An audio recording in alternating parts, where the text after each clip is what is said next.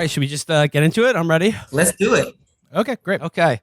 All right. Well, here's a good one for you. Bonus episode. We are very pleased to be joined now by the Democratic primary winner for the mayor of Buffalo. It's India Walton. India, thank you so much for being on the show.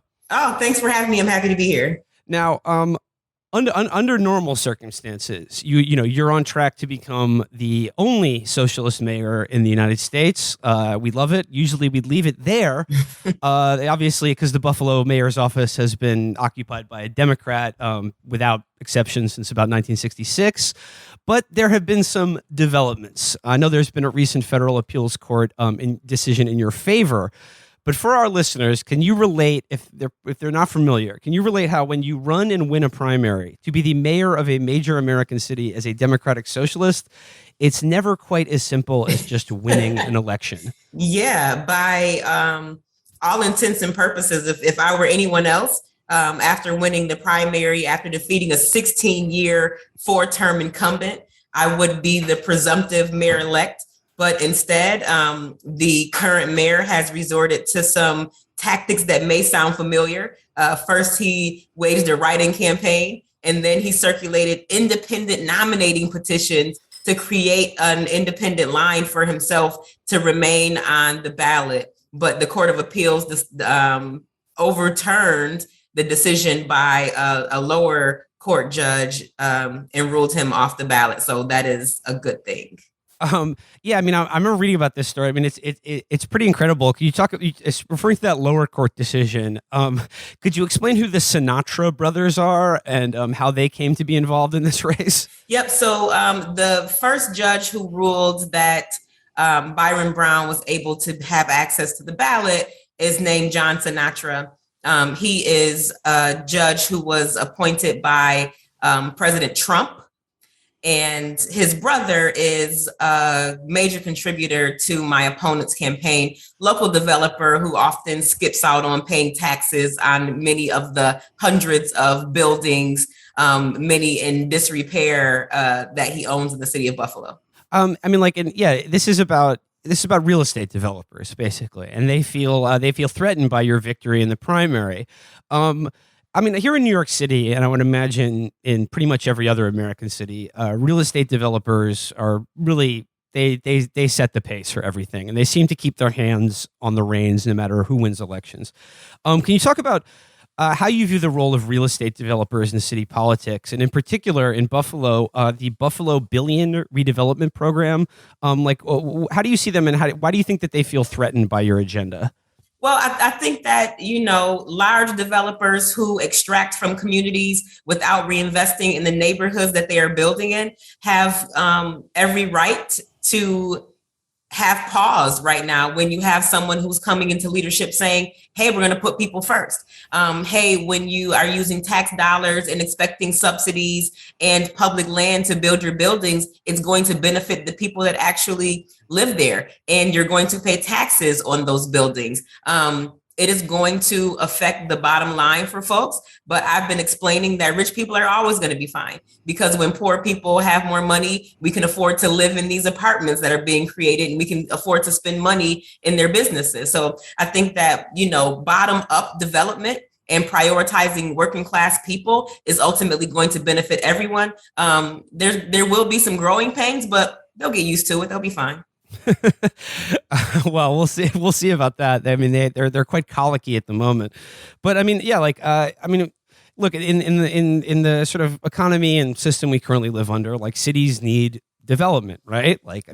There is unfortunately a role to be played by private real estate and development, but basically, I mean, all you're saying is they have to pay taxes on the properties they own, and that public money should not be used to fund what is essentially private endeavors to benefit, private interests.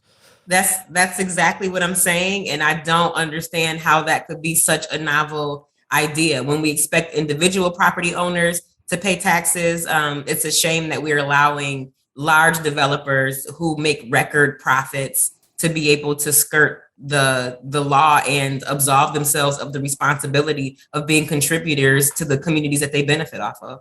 I mean, I mentioned it earlier. This Buffalo Billion redevelopment program. I mean, like, what was that program intended to do, and like, how have real estate developers sort of steered that ship towards their own ends? Well, the Buffalo Billion was really intended to be an economic driver for the Western New York area that had kind of been, starved for investment for so long. So the state came in and provided resources, but what we saw most proliferate were sort of flagship projects that didn't really amount to any material gain for the folks in the community. The best example that we can point to is a Tesla factory that was built with a $750 million tax incentive and is employing only a handful of people. And even those folks who are employed are normally employed on a temporary basis by agencies with no access to union labor, union negotiating contracts and things like that. So it hasn't materialized in the way that it was presented, definitely. And I mean, if you had your way, I mean, what would like that billion? How would you see that money invested in development? I would see it go to building infill housing, affordable housing, into establishing revolving loan funds for first-time homeowners or folks who don't traditionally qualify for mortgage financing through banks, home repair funds for small hometown landlords and homeowners who don't have access to equity in their homes because we have communities that have been redlined, and really just neighborhood centered methods of planning where we're making our neighborhoods livable and walkable, investing in infrastructure, streets, sidewalks, bike lanes, grocery stores, things that really improve the quality of life for a lot of people in Buffalo. This renaissance that we're touting is mostly amenities and recreation, and everyone loves that, but it doesn't mean anything to you when your housing situation is unstable, when you don't have a quality job to be able to go down and enjoy a downtown or a canal side or a concert. So we really have to not only rise the tide, but we have to build boats so that the folks who live in communities are rising along with it and not being drowned out in the process. Yeah, I mean, obviously, everyone loves sports teams. Everyone loves like a nice downtown promenade or whatever. But like those things aren't.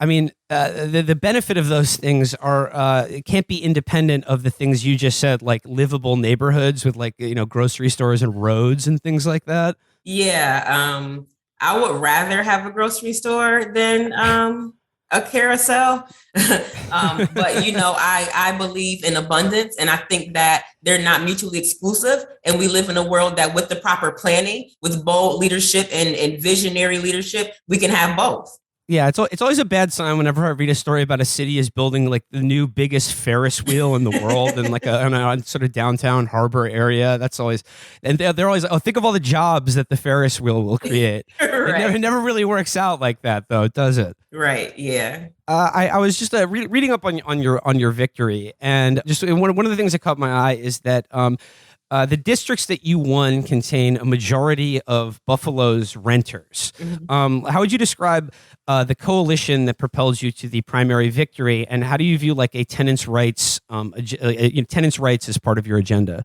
So I'll start by saying that a lot of the protections that our New York City counterparts enjoy, we don't have in Buffalo. And the justification is because of the vacancy rate, right? Well, I think one of the things that's most interesting to a lot of folks who are following this race, the renters, is that we are going to look at what is considered vacant in Buffalo, because a lot of what we are counting as vacant is vacant because it's uninhabitable.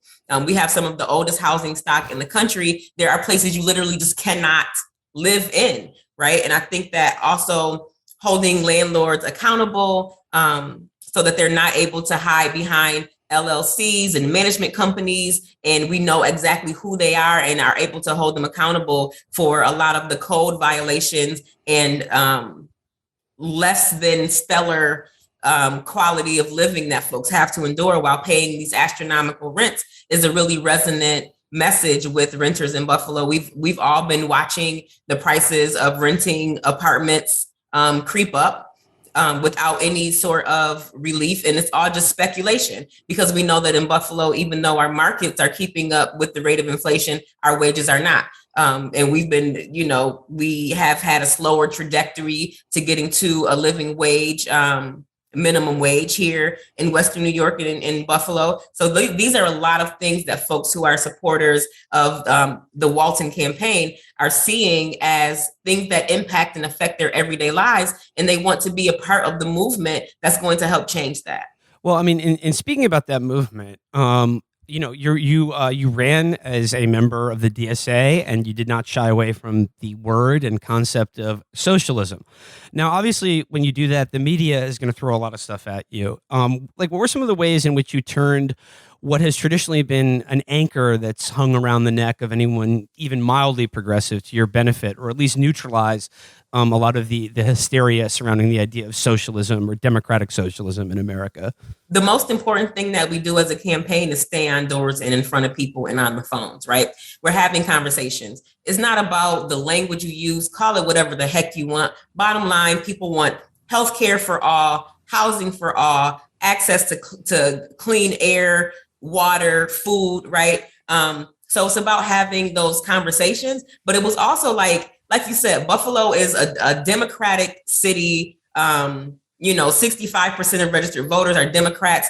And when working class people have had a Democrat in office for so long and has not seen the material condition of their lives change, they wonder, why am I going to keep voting for a Democrat? So I think that being a member of the DSA, running as someone other than what we currently have, has given people a sense of hope that when I'm elected, things are going to actually be different. So I really used it as an opportunity to be able to differentiate ourselves from corporate Democrats in the plutocracy. And when you said knocking on doors, that was your biggest advantage, because I mean, you're obviously never going to have the earned media advantage running as a, an insurgent and certainly as a socialist. When you're knocking on those doors, what's the thing that most commonly would connect with the person on the other side of that door, or get over a hump of someone who may be, skeptical of someone knocking on their door, or handing them a political pamphlet, or asking them to support a political movement? What's interesting is that people are just happy that someone is showing up. People are just happy that someone is putting in the effort to come and knock on their door. But the number one concern in this community is infrastructure, especially in certain neighborhoods. People want paved roads and sidewalks. And when we talk about what socialism is and isn't, public infrastructure is socialism, right? That is the government serving its function of serving the people who pay taxes and who should have city services that are well run, that are efficient, and that work for everyone in every neighborhood, and not just certain ones depending on how much money you have or who you know in City Hall. Well, I mean, you bring up infrastructure and municipal governments. There is an established history in America of sewer socialism. In Milwaukee, so. How does that just simple things like the roads or whatever? There's a strong socialist history behind that. And those are the conversations that are being had, right? We have allowed a lot of our narrative and language to be stolen from us by our opposition. And we just don't want people explaining who we are because we can do it for ourselves. We do it better anyway. So it really is about controlling the narrative and leaning into it, not shying away from it. And it's I'm still a Democrat, but I'm a socialist because I believe that neoliberal politics has been the failure of the working class. Neoliberalism and hypercapitalism has essentially wiped out any middle class in Buffalo and in the United States. And it's time that we do something different. People are tired of working harder for less. People are tired of padding the pockets of CEOs who are making 200 times more than the lowest paid worker. We're ready to reclaim the means of production and just have some equity in the way that we live. On the night of your primary victory, you said to the media, all that we are doing in this moment is claiming what is rightfully ours. We are the workers, we do the work, and we deserve a government that works with and for us. You talked about you're a Democrat, but you've come to the conclusion that neoliberal democratic policies have been insufficient for the working class of this country, to say the least. I'm just wondering, How did your background as a nurse and a union representative inform your kind of like political evolution and your vision of what socialism represents in America? I have to tell you, growing up poor with a single mother who worked extremely hard to provide for us and having some challenges of my own. But then, graduating college, becoming a registered nurse and still struggling, right? Like feeling like I had done everything right, but still I could not enjoy in that American dream that I saw a lot of my counterparts enjoying in, right? Like home ownership, just the things that we all want, right? A white picket fence and a home of your own. And it's like, why can't I seem to get ahead? I seem to be working extremely hard and it's just not working in my favor. And I began to meet people and go through different trainings that allowed me to have the language to begin to name some of the systemic oppressions that I was experiencing. And my desire to want to send families home prepared to be as healthy as possible from the hospital. I worked in a neonatal intensive care unit. So I was sending parents home with very young, vulnerable infants who sometimes had medical challenges, but knowing they didn't have transportation, knowing that our public transit system is not designed to support people with special needs, knowing that they probably don't have access to a healthy living environment. And all of those things I wanted for a long time for myself, for my children, for my friends, and for my patients. But I think the first Bernie Sanders campaign was when I had a word to describe what we mean when we say housing for all, healthcare for all, decent living wage jobs for all. And that is democratic socialism. And that is an all-encompassing, simple way to say what it is that we want for our society as a whole and how we care for one another as individuals, but also the responsibility our government and our elected officials has to have that same level of care for the folks who put them in office. Now, I mean, like, despite being a strong union woman, a lot of Buffalo's big trade unions have lined up to support Brown in his write-in campaign. You currently have the support of the Buffalo Teachers Federation, which is pretty big in the city of Buffalo, but you still face reticence from some other big unions, and there are a few big ones still up for grabs in terms of the general. How do you view the role of labor in New York state politics and also national politics as a whole in terms of like there's still this hesitance and an inability of socialism, which ideally should represent labor and the working class, to form a partnership with a lot of the bigger and more powerful unions in this country? Yeah, I should start by saying that Buffalo does still have a significant population of folks that are union members, more so than other areas of the state and country. So union membership is really important to us as a locality. It's important to me as a person who knows that moving up the socioeconomic ladder is for a lot of folks dependent on union membership. But I will also say that union leadership is not often representative of union membership.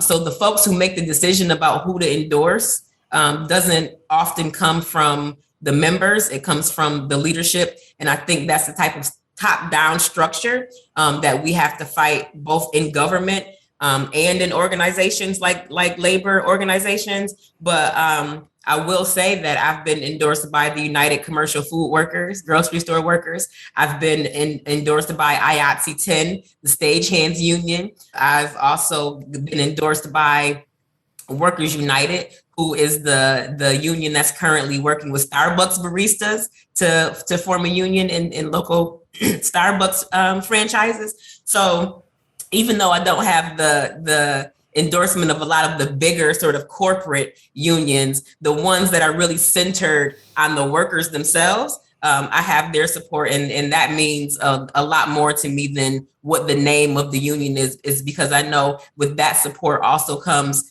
boots on the ground, also comes folks who are actually going to go out to the polls and cast their vote for me because they know how strongly I believe in workers' rights.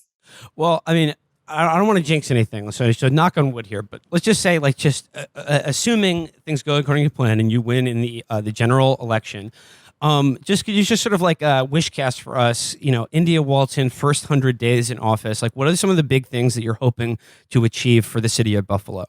Yep. The first thing that we're going to do is get out into neighborhoods. I'm going to take my staff on a listening tour. We're going neighborhood by neighborhood. We want to have comprehensive neighborhood development plans for every neighborhood in the city of Buffalo, making sure that needs are met immediately. I'm inheriting an existing budget for 6 months. So we're going to make sure that we're doing a full audit of the city budget, making sure that we have ethical streams of revenue, and that we're able to pursue a balanced budget in our first fiscal year.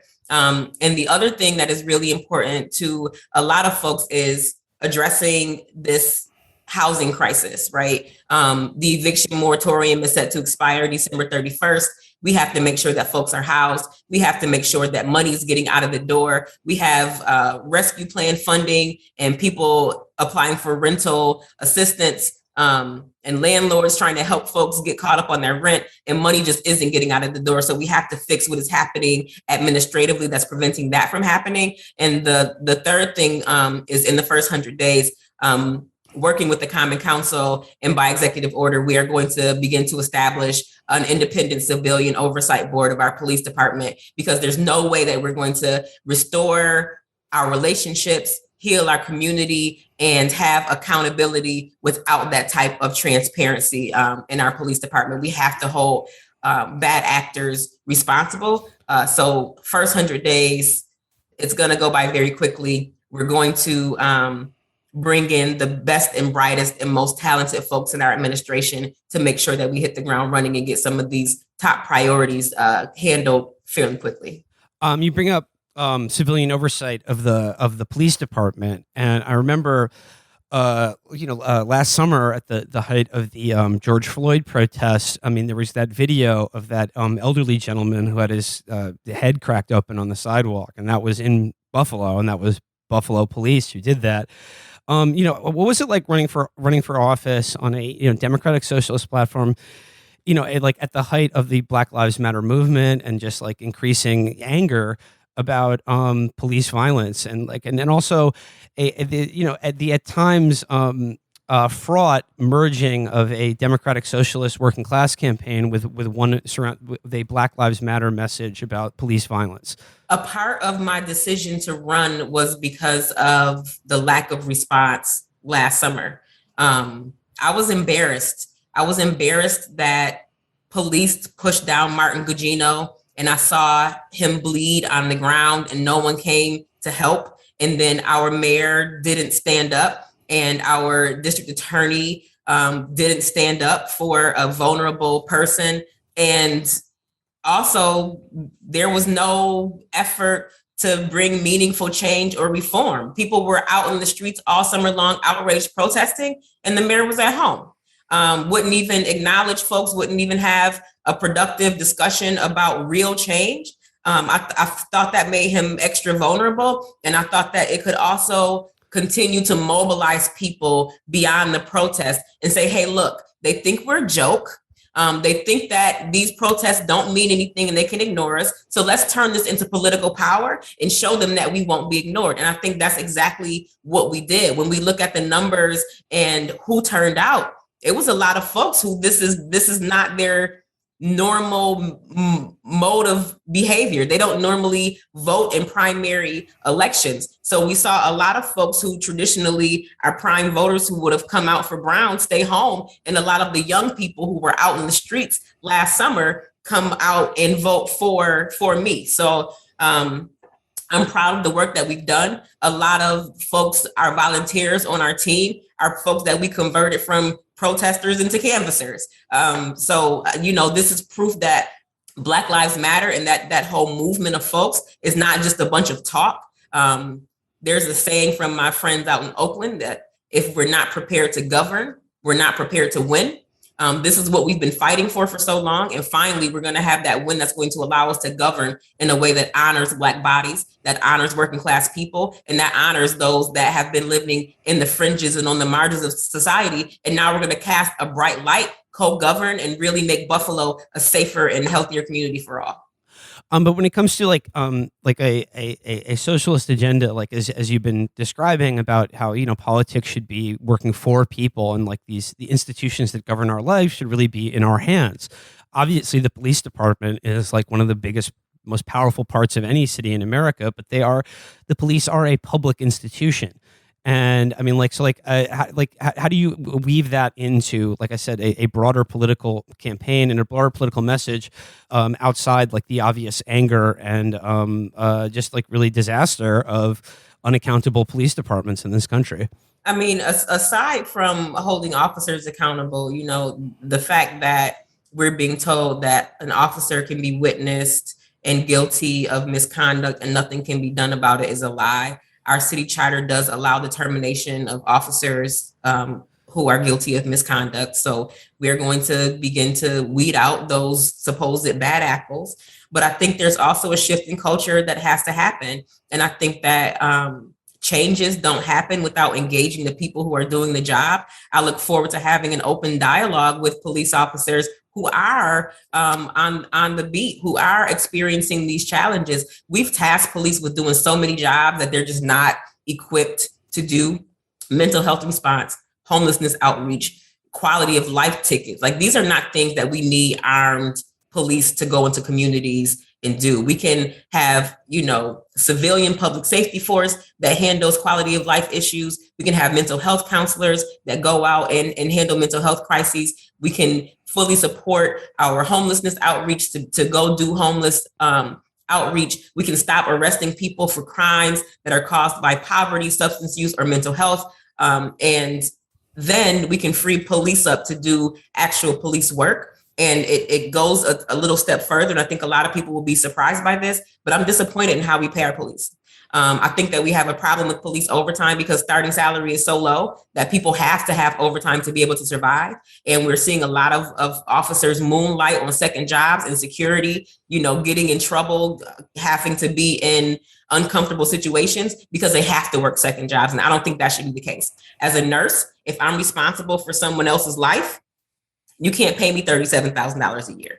You have to pay me enough money for me to be comfortable enough and for my own mental well-being to be good enough for me to make prudent decisions. And we have not done that in our police department. So we have a lot of varying issues to address, right? There are good officers. We have to celebrate them and make sure that those are highlighted. Bad officers, we have to stop hiding them. We have to not only expose who they are, but hold them accountable. And we also have to work with the union. We have to negotiate in earnest and honesty. I mean, there are some bad things happening with police in this country, but at the end of the day, police officers are workers too.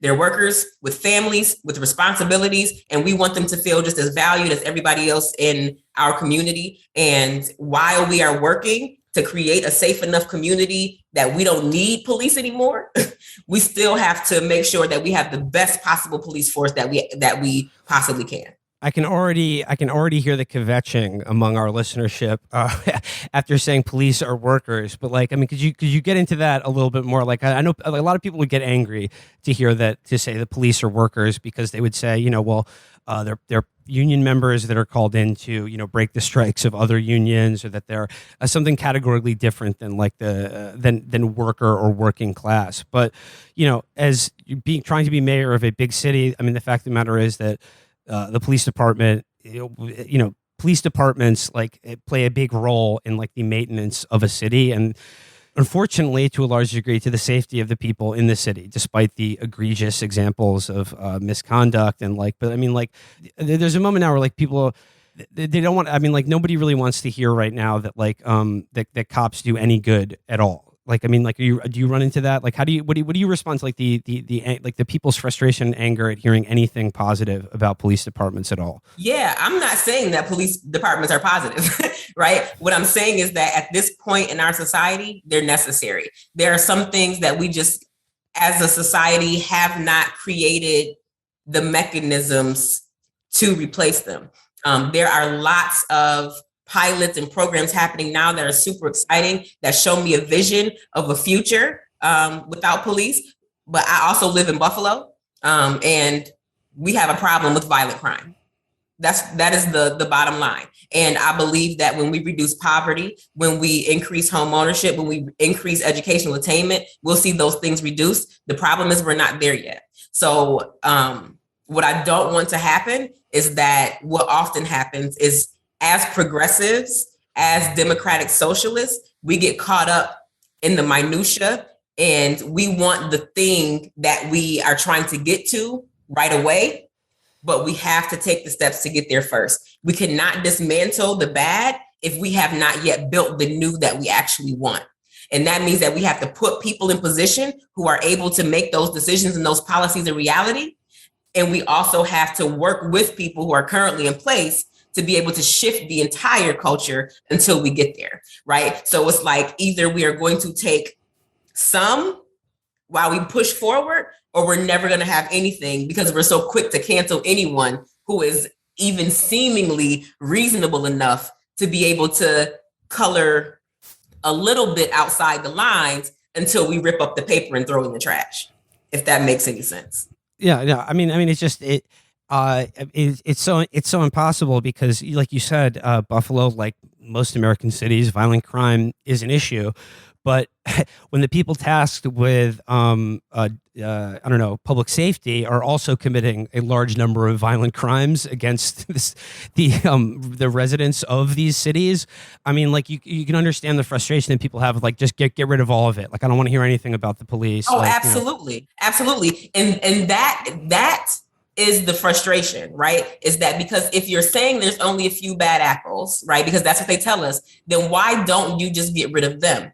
I know that it's not just a few bad apples, right? It's a bad culture, but we got to start somewhere, right? So where we start is with accountability. We start with getting rid of those officers who have been found guilty of misconduct. We start with real community policing, where officers live in the neighborhoods they serve, where they're building authentic relationships with the communities that they serve. I'm not talking about basketballs and barbecues. I'm talking about real authentic relationships. So that we know each other, so that we care for each other. It feels different. And I know that a lot of folks are going to be disappointed by what I'm saying, but like, it's the reality of what we've been given. And there's no way that I can go into office being responsible for the care and safety of a city like Buffalo and just get rid of an entire police department. And listen, DSAers are smart folks, right? By and large, these are college educated, middle class folks who live in neighborhoods that are safe. So I know that people understand what I'm saying. They might not want to hear it, but it's just the fact of the matter. And I'm just not one that is going to gloss it over and bullshit you, right? Yeah. I'm going to be realistic about what it is that we must do in order to get what we want. I mean, I think a lot of these people would be disappointed or angry, or to hear that. I mean, that we just, came face to face with this in New York City recently. Eric Adams, our Democratic nominee for mayor, is, used to be an NYPD officer. He's a big friend of the cops, but he won all of the neighborhoods and districts that were like the poorer, higher crime, marginalized communities that a lot of these people view themselves as representing or speaking on behalf of. Mm-hmm. And in those communities, a lot of the times, you can be disappointed by it or not, but they say they want essentially more police in their neighborhoods. Or not everyone, but I'm just saying, like, that is not an uncommon view that is had among voters in these communities. It's not an uncommon view, but also what folks are asking for is well-lit streets, right? Is if you are claiming that you're surveilling a community, which I don't believe in that, but if there are cameras and crimes are committed, but there's never any footage, people, I mean, it's simple things like that. On apartment buildings, people want buzzers to work so folks don't just have access to their buildings. Simple things, reducing blight, reducing vacancy, reestablishing neighborhood watches, building community so that people are actually looking out for one another. We live in a community now where people don't even know who their neighbors are anymore. And until we have reestablished that sense of community, we can't begin to have conversations about what a post-police world looks like. Chris, do you want to jump in here at all? I mean, you hit most of the questions I had. I guess my question is on what you were just talking about DSA statewide.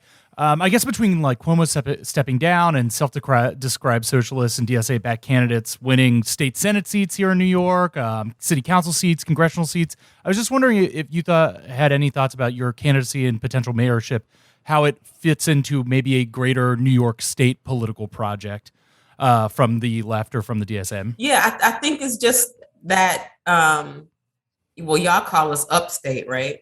I think that there has been sort of this myth that Western New Yorkers are very conservative, that we don't care about progressive politics. I think that this campaign is proof that we do, that we would love to see it done at the executive level as well. And I believe that, well, I know for a fact that this candidacy is creeping up the 90. And we're seeing progressive politicians be elected in all levels of office in Rochester and Syracuse. And I think that we're going to continue to see this trend all across the state. To that end, like, I mean, a lot of people will, are looking and will be looking to your campaign and, once again, knock on wood, your impending mayoralty as a kind of template for people who support a socialist agenda, the Bernie Sanders agenda, whatever you want to talk about it, and would be inspired by you or looking to your campaign in terms of like what works, what doesn't. I mean, like as a foundation or like just a guide. It's like a how-to. Like what would be some advice you would give to anyone like considering running for office at like any like city, county, like state level, or even national, running on a socialist agenda? Yeah, I think that sticking to your core values is important, but we create a big tent. I think what's different from this campaign than a lot of other campaigns is that when we talk about centering people with care and love, the care and love is central to our core beliefs as a campaign. We accept people wherever they are with years of political experience or none.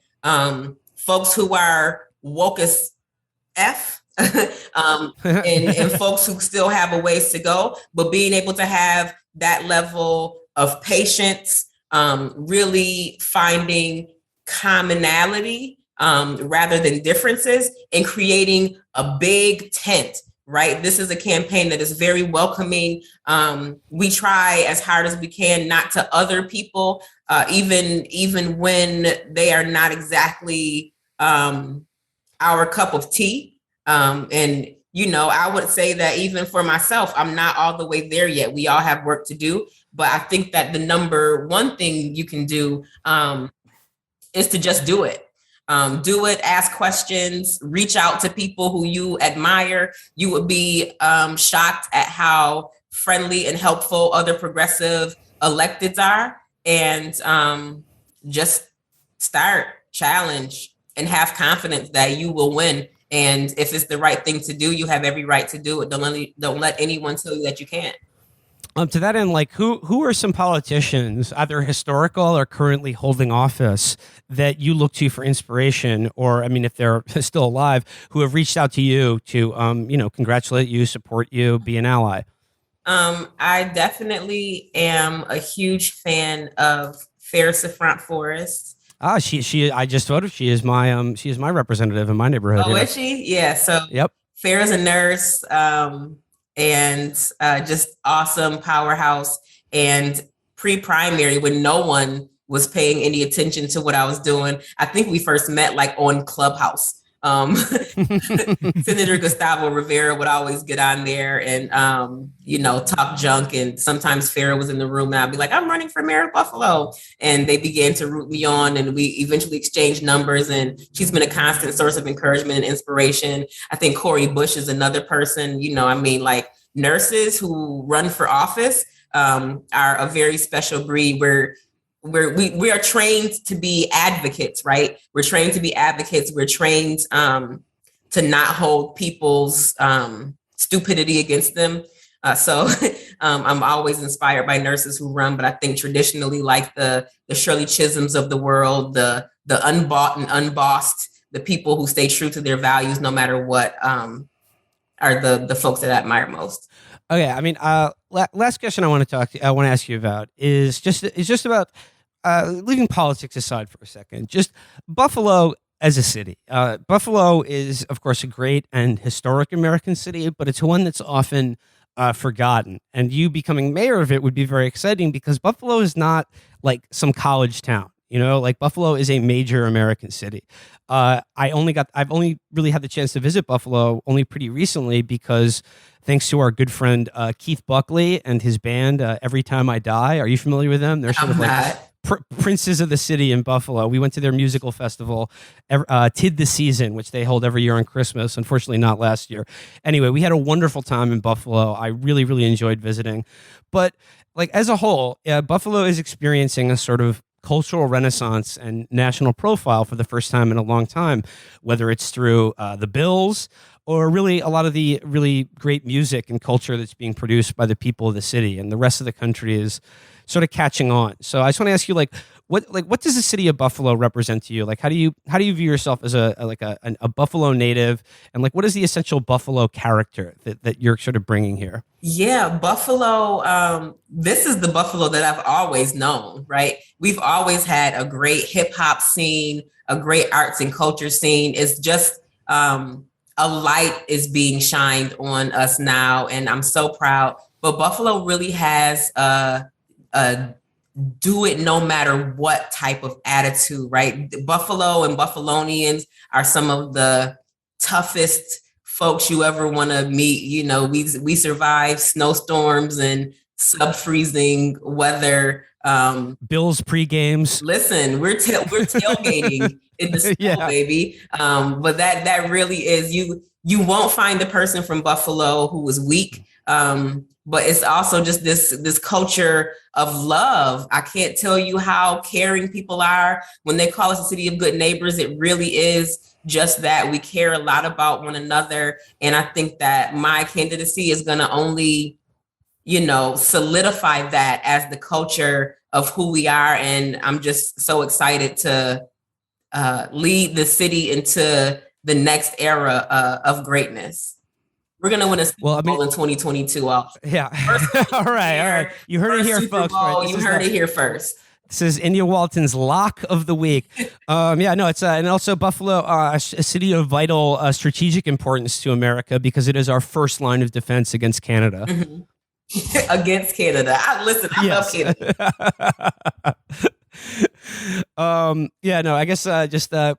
Please check out Every Time I Die, Keith Buckley and his band. They're great guys. Maybe I'll get you a commit right now. Famously, other Buffalo native and musician, West Side Gun. He had a West Side Gun Day declared in Buffalo. So I'm just going to put you on to Keith Buckley, Every Time I Die. I want an Every Time I Die day in Buffalo. So I'm just, I'm just going to seed that idea right now, and we'll see where it goes. All right. Well, we'll see what we can do about that. Very, very, very, very diplomatic answer here. You're already doing the job wonderfully. All right. Let's leave it there. India Walton, I want to wish you the best of luck in the general election, and thank you so much for your time today. Thank you. Final words. If folks want more information or to donate and support the campaign, there's lots of money being flung at us, lots of horrible ads. They can visit www.indiawalton.com. Links to that will be in the show description. Once again, India Walton, congratulations and best of luck in the future. Thank you so much and have a beautiful day. You too. Bye-bye. Bye. Thank you.